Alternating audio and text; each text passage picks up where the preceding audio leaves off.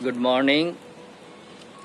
Yesterday I have visited 3 factories and I'll share the marketing experience. The marketing was with a strong reference, one of our university senior brothers, and he's very senior, and his 3 friends are in the top position of 3 factories, and yesterday I have did marketing in those 3 factories. So first of all, his one friend is executive director of a big company and he is the main guy.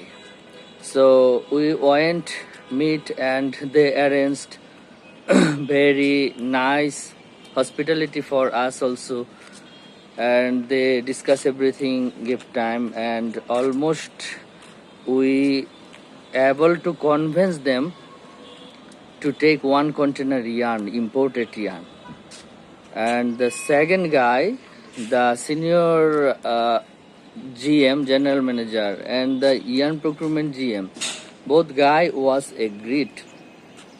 And the main executive director, my reference friends, he was also agreed, but he told he need to take permission from the managing director because the company owner by himself he handled the yarn part, so he must need to take permission from the managing director. So the logic is everything was real, the customer was real and everything, but this executive director for on yarn product, he is not the main decision maker and key person.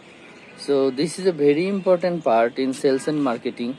Always we have to find out the key person and the decision maker who took decision, and he kept a hope that he will talk to his managing director and try to convince to make agree to take at least 1 container and start with us.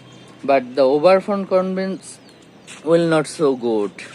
And so from my logic, to get this business, only one way open for us to meet directly with the owner of this company. If we can meet directly owner of this company and convince him, then we can do business. So finding key person and make him agree is most important. Whatever the reference you have, if you have good reference, you can enter in the factory, you can sit in front of table and you can discuss openly and you can get good hospitality. But for the business execution and close the deal, you must have to find out the key person who is actually taking decision.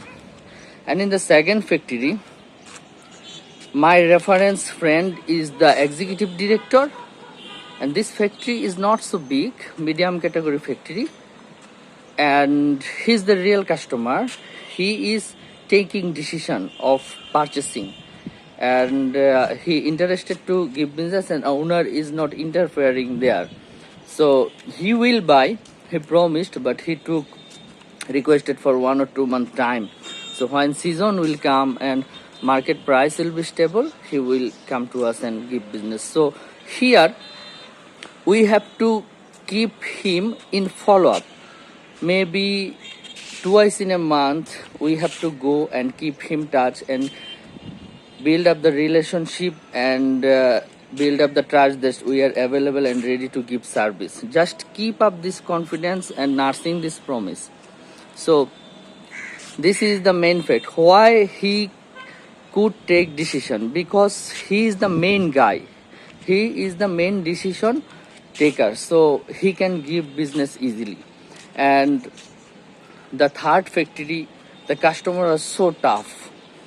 He was the owner of a factory and he is very close friend and ex-colleague of my reference, and he missed this meeting schedule in the morning.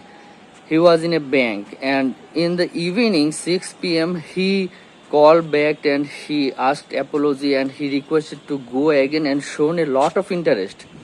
But after sitting in front of him, he was playing the most toughest customer, like a most toughest customer in this market. He, first of all, he told he cannot give yarn business because he is planning to make a spinning factory. So he will be fulfilled by his in-house facilities, so he don't need to buy. Then I talked and figure out that his machine will be at least 2 years later, and his spinning will be at least start production like 3 years later. So I closed this. Then he object about the lead time. He's telling 20-30 days is taking, and this is not workable for him. Lead time is not so far, like blah blah. So I closed the year lead time part also, and the delivery was actually after opening the LC the 10 days. So opening the LC 5 or 7 and production is 10, so total 15 days. So that was also solved. Then he raised the price issue, and I proved that price difference is 45 cents per kg comparing to the Bangladesh and the China. The price issue was also closed. Then he told, okay, nowadays situation is not good, so orders are not so much. So where orders are not so much, how he will buy imported yarn? He have enough local stock, and his own knitting and dyeing factory are also going black, blah blah. Actually, yes, it's correct, order is down, but this is not the reality. What he is telling, he is just creating the customer objections, and I have closed all the objections, because in the end of October, market will be open and order flow will come, but he created 4 or 5 objections. So I closed all the objections, but he closed all the doors for me. He was highly interested, respectful to the reference, but he was determined he will not give business to us. So that was a tough customer. So all doors are closed. I should be hopeless, but I kept one hope in my mind apart from being hopeless, that is the market situation. When yarn price in Bangladesh will raise rapidly, and comparing to China and India, yarn price will be less, then there will create a market flow, and all customers will look for imported yarn right that time.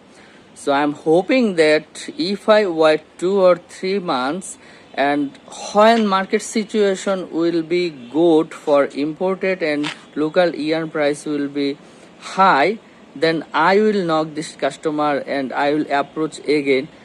He will come right that time for his own necessity. So nothing to be hopeless here.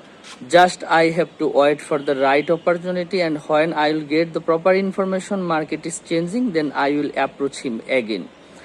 So nothing to be hopeless here, but the customer was so tough. He closed almost all doors for me. So thank you. That was the 3 real marketing experience from yesterday, and I'll keep sharing whenever it's necessary to with you. Thank you.